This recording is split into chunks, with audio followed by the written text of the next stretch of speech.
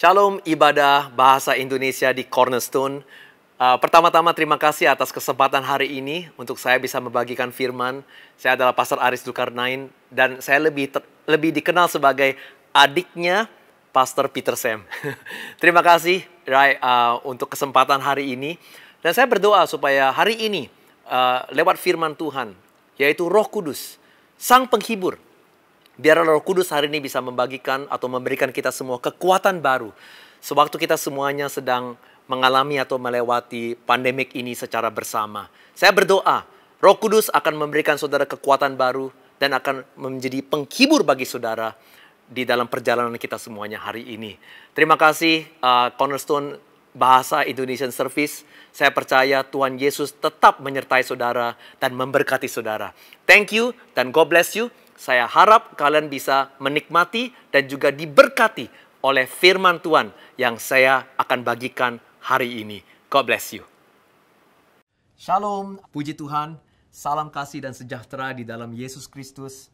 Dan saya harap kalian semuanya di sana masih tetap sehat, masih tetap kuat, masih tetap sejahtera, dan tetap beriman walaupun masih di dalam masa pandemik dan beribadah online di rumah saja. Thank you juga untuk kesempatan hari ini untuk bisa membagi firman kepada kalian semuanya. Saya harap hari ini firman Tuhan itu bisa menguatkan dan sekaligus memberi anugerah supaya kita semuanya masih bisa tetap bertumbuh dan berkembang walaupun masih di saat-saat susah seperti ini. Jadi hari ini mari kita tunduk dalam doa supaya kita bisa membuka hati kita untuk mendengar firman Tuhan. Mari kita berdoa.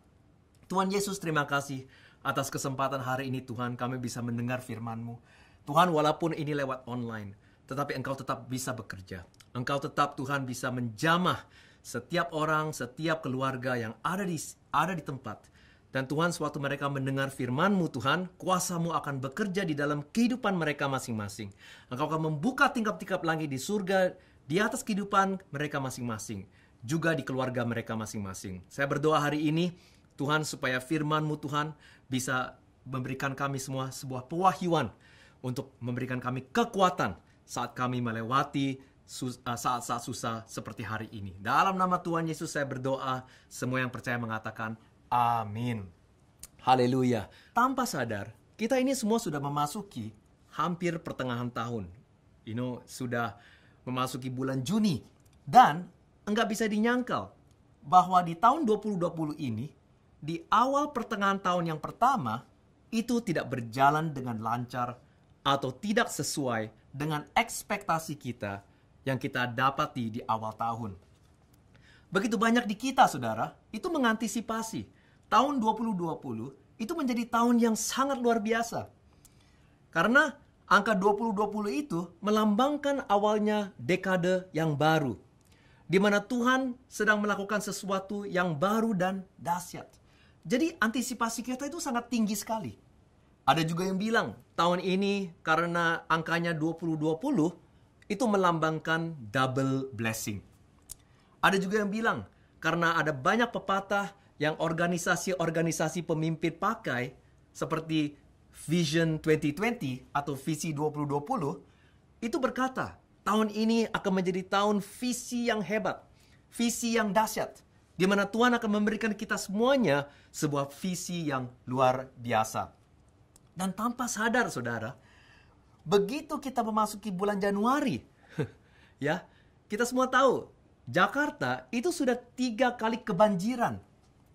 Dan saudara, belum lagi memasuki bulan Maret, bulan Februari, sudah ada iming-iming kabar, ada satu virus yang sedang melanda ke seluruh dunia. Dan akhirnya di bulan Maret, saudara, kita semuanya ada kena virus, di mana virus COVID-19 ini masuk ke Indonesia, juga masuk di Singapura.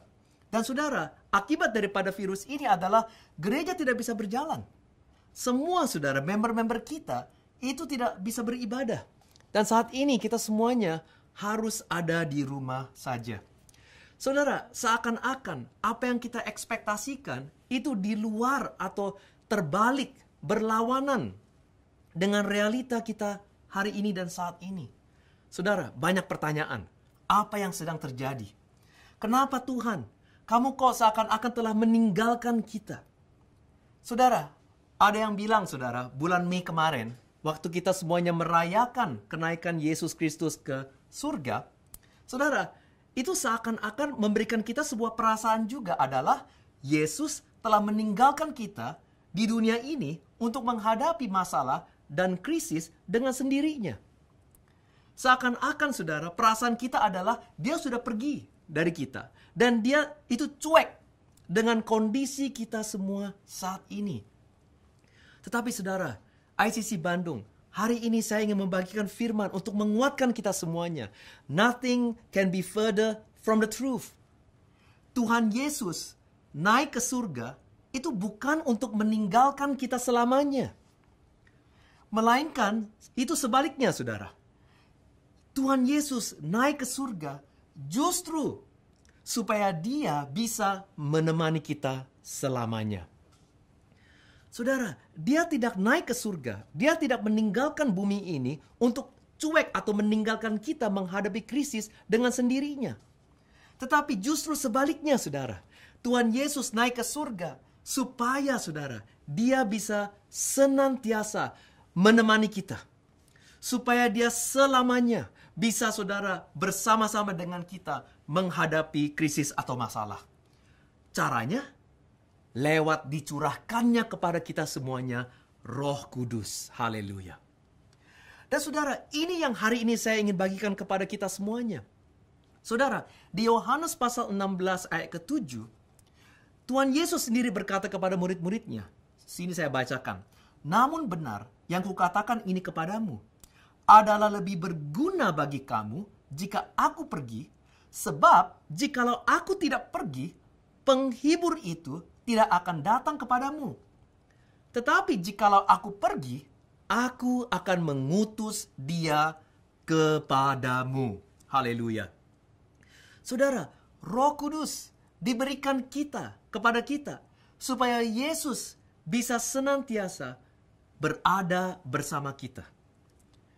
Saudara, di masa-masa yang paling sulit, di masa-masa dukanya kita, di masa kesulitan kita, saudara, justru Roh Kudus diberikan kepada kita. Fungsinya adalah apa? Fungsinya adalah sebagai sang penghibur.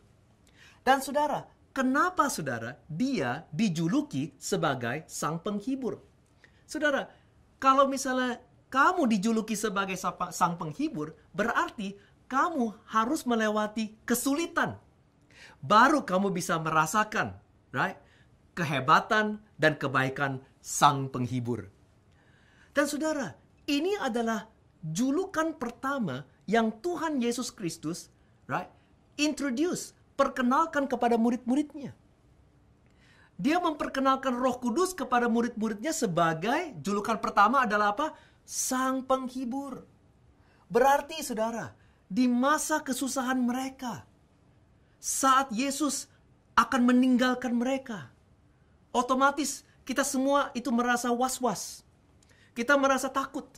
Seperti kita saat ini, saudara, menghadapi begitu banyak tantangan dan ketidakpastian di masa depan kita. Tetapi, saudara, Yesus berkata kepada murid-muridnya, dan dia juga sedang berkata kepada kita semuanya, jangan takut, karena justru saya akan pergi supaya saya bisa memberikan kepada kita semuanya sang penghibur. Saudara, sang penghibur itu berarti Yesus tahu bahwa setelah dia pergi, kita semua di sini, di dunia ini, pasti akan menghadapi masalah. Dan kita perlu bantuan, kita perlu pertolongan. Dan itu sebabnya, saudara, julukan pertama yang Yesus berikan kepada murid-muridnya, untuk memperkenalkan Roh Kudus adalah apa? Sang penghibur. Dan jikalau dia juga dijuluki sebagai sang penghibur, berarti, saudara, dia akan memberikan kepada kita kekuatan supaya kita semuanya bisa bertahan melewati lembah-lembah kita. Saudara, justru Tuhan tahu kita semua ini harus melewati lembah. Kita tidak bisa menghindari lembah. Kita tidak bisa menghindari krisis. Saudara, jikalau, saudara, fungsinya Roh Kudus, tugas utama Roh Kudus adalah supaya kita semuanya orang Kristen bisa menghindari masalah. Dia tidak akan dijuluki sebagai sang penghibur. Dia akan dijuluki sebagai sang penghindar. Tetapi Roh Kudus bukan dijuluki sebagai sang penghindar. Tugas utama dia itu bukan supaya kita semuanya bisa menghindari masalah, menghindari krisis. Tetapi justru sebaliknya, dia tahu kita akan melewati lembah. Kita pasti akan melewati kesusahan. Tetapi janganlah takut. Dia senantiasa akan menyertai kita, di samping kita, sampai kita keluar dari lembah kita masing-masing. Haleluya. Karena dia adalah sang penghibur. Roh Kudus adalah sang penghibur. Dia bukanlah sang penghindar. Dan saudara, ini sekali lagi dikonformasikan kepada dari Yesus. Karena tadi saudara kita baca di Yohanes pasal 16. Di mana Yesus memperkenalkan kepada murid-muridnya Roh Kudus sebagai sang penghibur. Dan saudara dikonformasikan oleh Kristus di ayat terakhir di pasal yang sama. Kita baca Yohanes pasal 16 ayat 33. Lihat saudara, ini adalah ayat terakhir di Yohanes pasal 16 di mana Yesus sedang menyiapkan murid-muridnya untuk menghadapi tantangan sewaktu setelah dia pergi dari bumi ini. Dia berkata demikian saudara, semuanya itu kukatakan kepadamu supaya kamu beroleh damai sejahtera di dalam aku.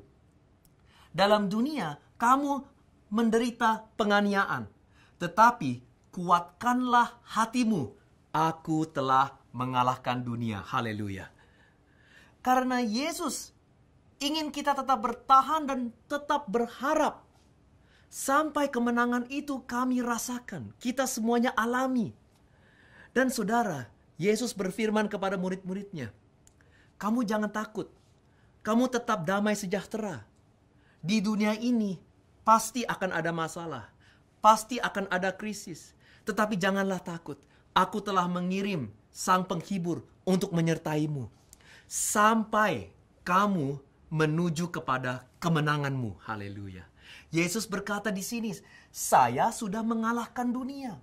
Berarti kemenangan itu sudah milik kita semuanya. Yesus itu sudah memenangkan segala masalah di dalam kehidupan kita. Itu sudah ada, itu adalah janji Tuhan di akhir ujung krisis kita ini.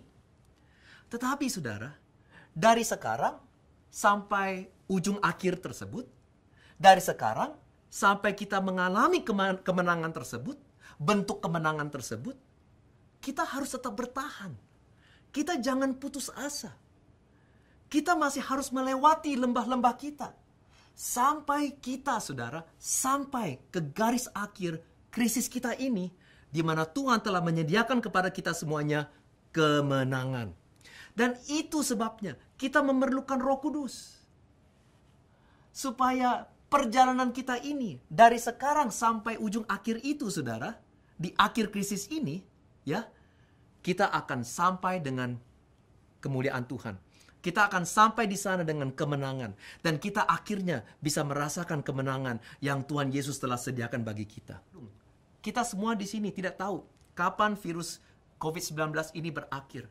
Tetapi yang saya tahu adalah demikian. Di ujung akhir krisis ini, Tuhan Yesus sudah menyediakan sebuah kemenangan bagi kita semuanya. Itu sebabnya kita harus tetap bertahan. Kita harus tetap setia. Dan oleh sebab itu, Yesus mengirim Roh Kudus sang penghibur untuk membawa kita menuju ke kemenangan. Dan saudara, antara saudara, kita di sini yang masih belum mengalami kemenangan, sampai saudara di sana, di mana Yesus telah menyediakan kemenangan bagi kita, perjalanan inilah adalah medan peperangan iman kita. Perjalanan inilah adalah medan peperangan iman kita. Itu sebabnya Tuhan Yesus mengirim sang penghibur untuk menyertai kita, untuk menguatkan kita.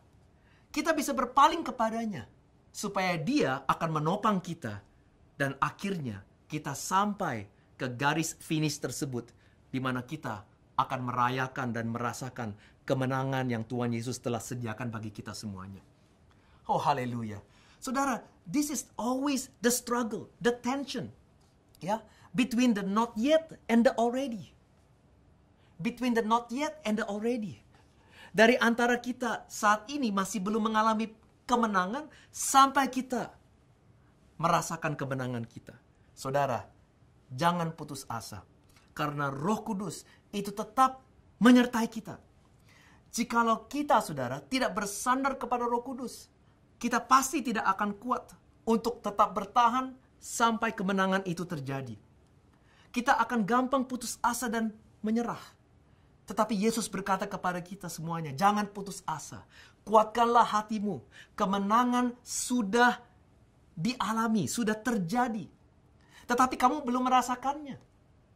Di ujung akhir COVID-19 ini, itu ada kemenangan yang Tuhan telah sediakan bagi kita. Kita harus tetap sabar dan terus beriman. Kita harus tetap bersandar kepada kuasa Roh Kudus. Maka hari demi hari, kamu pasti akan tetap berjalan dan menuju dan mendekati kemenangan tersebut. Haleluya. Saudara, tahu nggak? Di ujung akhir COVID-19 ini, Tuhan Yesus itu sudah sediakan kepada kita janji dan kemenangan yang sangat luar biasa. Tapi saya tidak tahu apa itu, saudara. Karena setiap gereja itu Tuhan telah menyediakan kemenangan yang unik. Tetapi saudara, prinsipnya sama. Jikalau kita tetap bertahan dan Roh Kudus mendampingi kita dan kita bersandar kepadanya, kita pasti akan akhirnya menuju kepada kemenangan tersebut. Nah saudara, itu sebabnya saya beritakan Injil ini atau khotbah hari ini bukan sekedar lewat karena pengalaman. Tetapi ini adalah Alkitabiah. Karena saudara, di ujung akhir setiap krisis itu ada, saudara, kemenangan atau janji yang luar biasa yang Tuhan sediakan bagi kita semuanya. Nah saudara, bentuknya apa saya tidak tahu. Tapi yang pasti adalah itu sangat luar biasa dan sangat hebat sekali. Ini Alkitabiah. Kenapa saya berkata demikian? Karena saudara, saya ingin bagikan kepada saudara contoh di Alkitab yang kita semuanya juga bisa identifikan. Nah saudara, kita lihat di sini. Di Kisah Para Rasul pasal 8 ayat yang pertama. Saudara, jikalau saudara melihat di Kisah Para Rasul pasal 8 ayat pertama, di sini kita melihat setelah Roh Kudus dicurahkan dan diperintahkan untuk membawa Injil, saudara, gereja di Yerusalem mulai mengalami pertumbuhan dan perkembangan yang sangat pesat. Setelah Roh Kudus dicurahkan dan Roh Kudus memerintahkan rasul-rasul tersebut untuk memberitakan Injil, saudara, akhirnya gereja Yerusalem itu lahir. Dan gereja Yerusalem ini, saudara, mulai bertumbuh dan berkembang dengan sangat pesatnya. Saudara, tetapi pada saat mereka mengalami momentum yang luar biasa, di mana mereka sedang bertumbuh, mereka sedang berkembang dengan pesat, tiba-tiba gereja Yerusalem ini tiba-tiba mengalami penganiayaan yang sangat hebat. Mengalami sebuah rintangan yang sangat hebat. Di sini kita baca Kisah Para Rasul pasal 8 ayat 1 sampai ayat keempat. Saudara, headline-nya pun juga berkata demikian, penganiayaan terhadap jemaat di Yerusalem. Nah saudara, kita berfirman, pada waktu itu mulailah penganiayaan yang hebat terhadap jemaat di Yerusalem. Mereka semua, kecuali rasul-rasul, tersebar ke seluruh daerah Yudea dan Samaria. Orang-orang saleh menguburkan mayat Stefanus serta meratapinya dengan sangat. Tetapi Saulus berusaha membinasakan jemaat itu dan ia memasuki rumah demi rumah dan menyeret laki-laki dan perempuan keluar dan menyerahkan mereka untuk dimasukkan ke dalam penjara. Saudara lihat di sini ayat 4. Mereka yang tersebar itu menjelajah seluruh negeri itu sambil memberitakan Injil. Saudara, lihat sekali lagi. Pada waktu gereja di Yerusalem sedang ada momentumnya berkembang dan bertumbuh dengan sangat pesat. Saudara, bukannya Tuhan membuka pintu-pintu lebih lebar lagi. Bukannya kesempatan-kesempatan mulai bermunculan dengan gampang. Dan supaya mereka tuh bisa lebih bertumbuh dengan pesat, berkembang lebih dahsyat lagi. Bukannya hal demikian yang mereka alami, saudara. Tetapi saudara, ini adalah pikiran kita. Sewaktu gereja lagi ada momentum untuk berkembang dan bertumbuh, seharusnya Tuhan membuka jalan lebih lebar. Supaya kita bisa lebih lagi berkembang. Supaya kita bisa lebih lagi bertumbuh. Tetapi, ya, apa yang terjadi? Hal sebaliknya malahan terjadi. Tiba-tiba mereka mengalami penganiayaan yang sangat hebat. Saudara, segala yang mereka telah lakukan tiba-tiba berhenti. Seperti kita saat ini, ya. Gereja lagi ada momentum untuk bertumbuh dan berkembang. Baru saja kita renovasi gereja, sudah mulai nih, ya. Kita udah mau tancap gas. Tiba-tiba kena virus. Tiba-tiba kita semuanya tidak bisa beribadah. Seakan-akan ada rintangan yang menghentikan momentum kita, menghentikan pekerjaan kita. Dan saudara, kita tidak bisa habis pikir. Kenapa kok Tuhan mengizinkan hal ini terjadi? Kok bisa begini? Kita lagi enak-enaknya, ada momentum, lagi maju, lagi berkembang. Tiba-tiba kok bisa begini? Ada virus, sampai-sampai kita tidak bisa beribadah. Kita punya bisnis juga sama. Kita punya toko juga sama. Kita punya ekonomi juga sama. Mengalami hal yang demikian. Saudara, kalau kita tidak ada Roh Kudus yang sedang bekerja bersama-sama dengan kita, kita pasti akan putus asa. Dan kita pasti tidak memiliki iman lagi untuk terus-menerus mengikuti Yesus atau melayani Tuhan. Tetapi saudara, nyatanya adalah demikian. Saudara, justru karena di Yerusalem mereka mengalami rintangan atau penganiayaan, saudara, sebetulnya di mata manusia kita melihat ini sebagai sebuah rintangan. Kita melihat ini sesuatu yang tidak enak. Tetapi saudara, justru tanpa sadar, ya, tanpa sadar mereka, Roh Kudus sebenarnya sedang bekerja di balik pengawasan mereka, kesadaran mereka. Roh Kudus itu sedang mendorong gereja Yerusalem untuk menuju kepada kehendak Allah. Untuk menuju kepada rencana Allah. Maksudnya apa? Kita lihat di sini, saudara. Karena gereja di Yerusalem terhenti perkembangannya di kota Yerusalem, penganiayaan itu memaksa mereka untuk apa, saudara? Alkitab di sini berkata, memaksa mereka untuk keluar dari kota Yerusalem. Itu memaksa mereka untuk menyebarkan Injil ke Yudea, ke Samaria, dan di ayat 4 tadi kita baca, ke kota-kota di seluruh penjuru negeri. Saudara, jikalau kita melihat hal demikian, tiba-tiba kita pasti akan teringat dengan perintah Allah yang Dia berikan kepada rasul-rasulnya di Kisah Para Rasul pasal pertama ayat 8. Ingat gak, saudara? Jikalau kita putar balikan, tadi kita baca Kisah Para Rasul pasal 8 ayat pertama, penganiayaan hebat yang dialami gereja. Kita putar balikan menjadi Kisah Para Rasul pasal pertama ayat 8. Kita akan melihat pekerjaan Roh Kudus di balik penganiayaan tersebut. Haleluya. Di balik krisis tersebut, kita melihat justru Roh Kudus sedang bekerja untuk mendorong gerejanya untuk menjalani rencana Tuhan.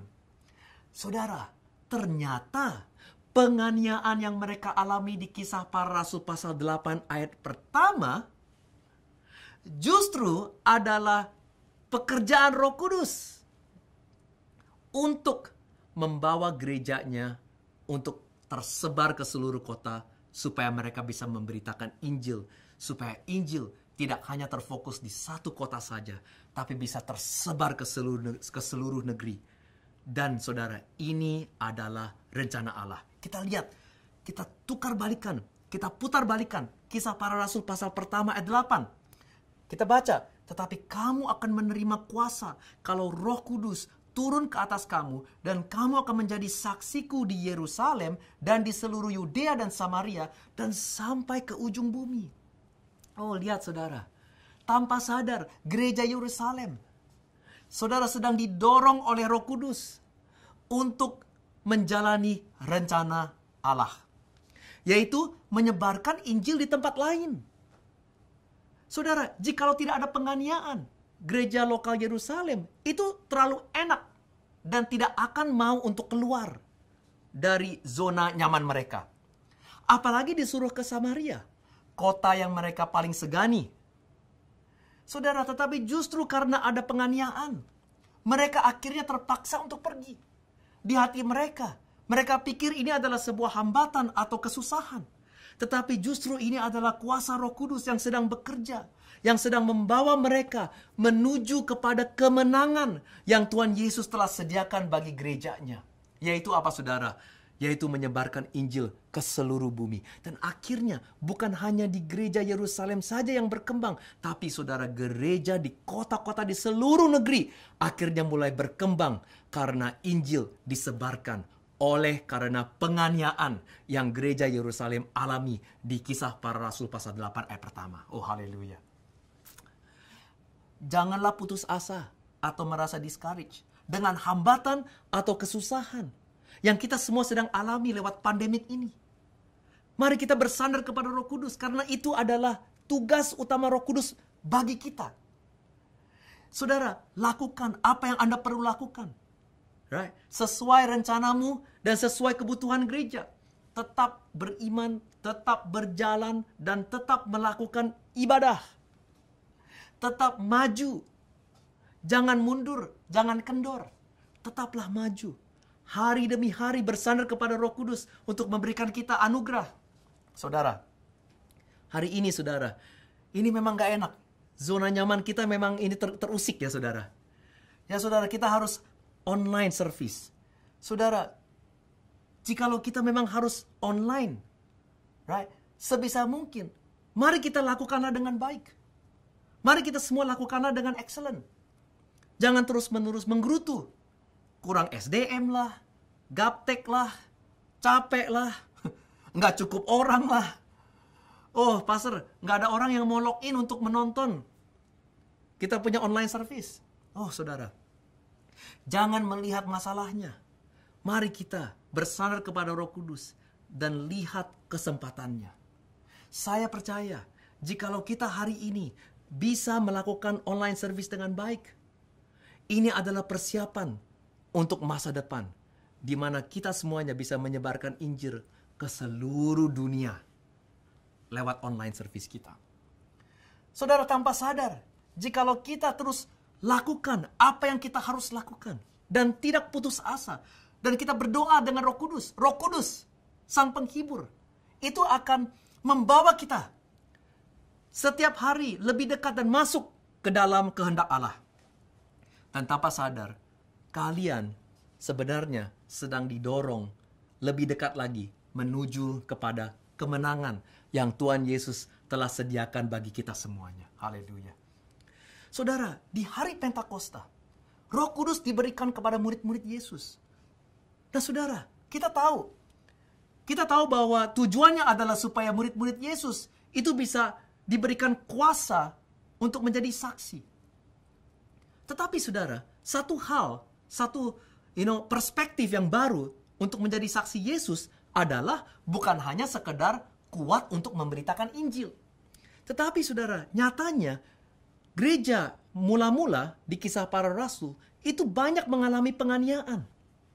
Tetapi saudara, sewaktu mereka dianiaya, sewaktu orang-orang Kristen pada saat itu saudara dimasukkan saudara ke kandang singa, banyak yang mereka akhirnya harus berkorban dan mati sebagai martir.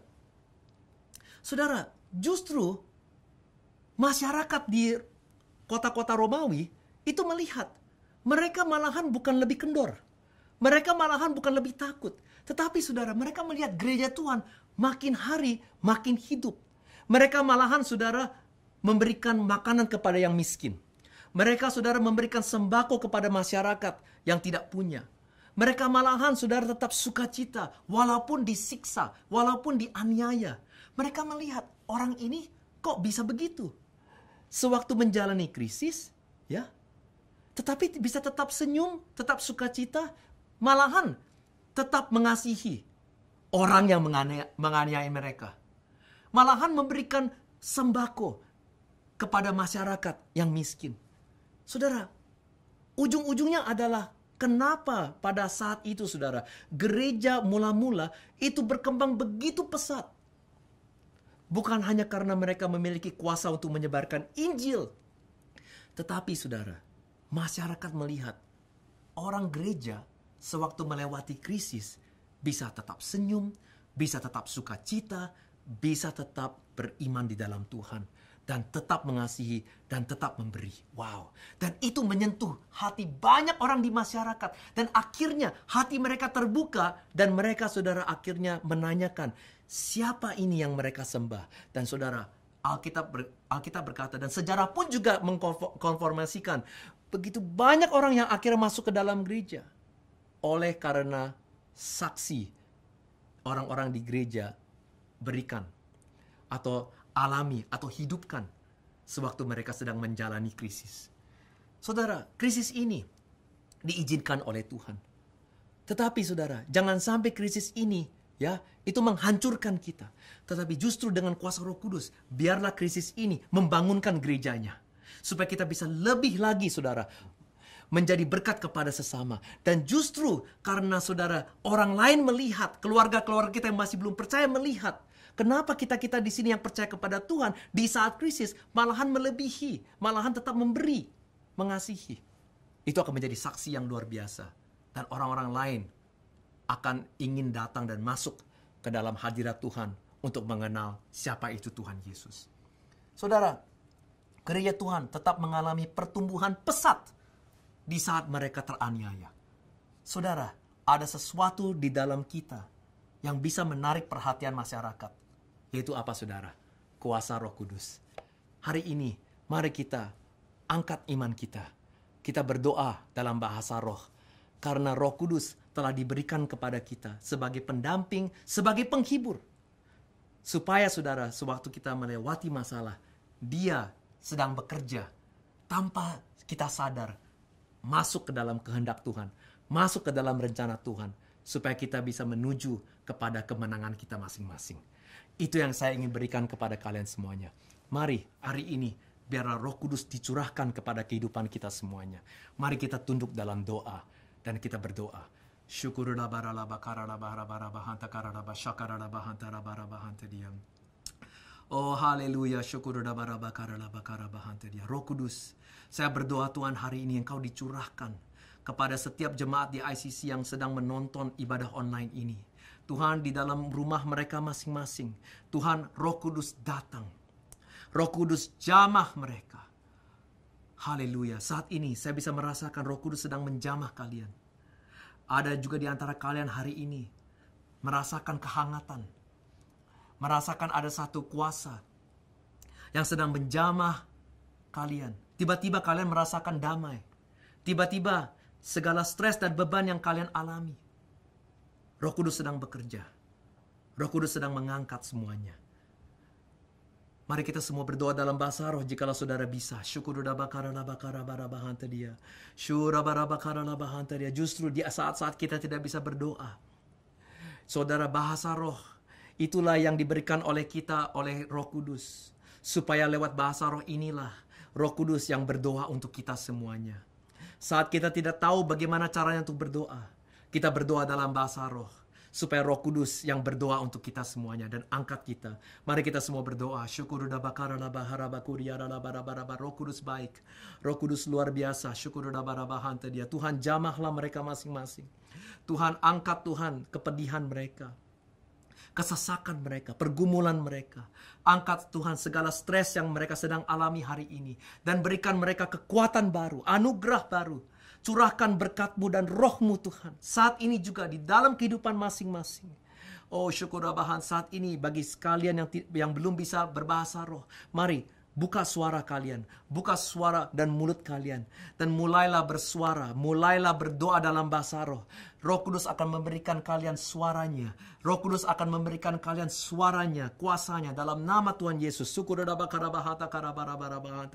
Roh Kudus bekerja, Roh Kudus bekerja. Oh, syakarabarabahanta dia. Roh Kudus, hari ini Tuhan saya berdoa supaya Engkau menjamah setiap jemaat yang Tuhan, di saat kami melewati pandemik ini, kami tahu Tuhan Engkau tetap sedang bekerja di belakang layar kami. Dan kami tahu Tuhan Engkau sedang membawa kami kepada Tuhan kemenangan kami. Setiap hari kami sedang mendekati kemenangan kami. Tetapi Tuhan, perjalanan ini tidak mudah. Itu sebabnya hari ini saya berserah kepada Engkau. Dan saya serahkan segala beban kepada Engkau. Supaya Engkau ambil alih segala beban. Dan Engkau pakai untuk menjadi Tuhan kekuatan. Supaya kami Tuhan bisa melewati lembah kami masing-masing. Tuhan, hari ini Tuhan biar Roh Kudus berfirman kepada kami. Dan Tuhan menguatkan kita semuanya. Saya berdoa dalam nama Tuhan Yesus. Semua yang percaya mengatakan amin. Haleluya, puji Tuhan. Terima kasih atas kesempatan hari ini. Saya berdoa supaya Roh Kudus tetap bekerja di dalam kehidupan saudara, keluarga saudara, bisnis saudara, dan juga gereja kalian masing-masing. God bless you. And stay safe, stay healthy. Amen. Terima kasih untuk semua yang telah mendengarkan khotbah. Kami harap Anda telah diberkati. Sekali lagi, terima kasih telah menghubungi kami. Tuhan memberkati Anda. Jika Anda ingin tahu lebih banyak tentang kami, silakan kunjungi situs web kami di www.bindof.com. Jika Anda ingin kami mendoakan untuk kesembuhan, silakan email kami dengan informasi penyakit yang perlu didoakan, nama dan alamat email Anda ke alamat email kami di bindof@cscc.org.sg. Kami akan turut mendoakan kesembuhan untuk Anda dalam tim doa kami dan kami akan menghubungi Anda melalui email. Kontak pribadi Anda tidak akan digunakan untuk tujuan lain. Kami hanya menerima untuk permintaan yang dinyatakan di atas.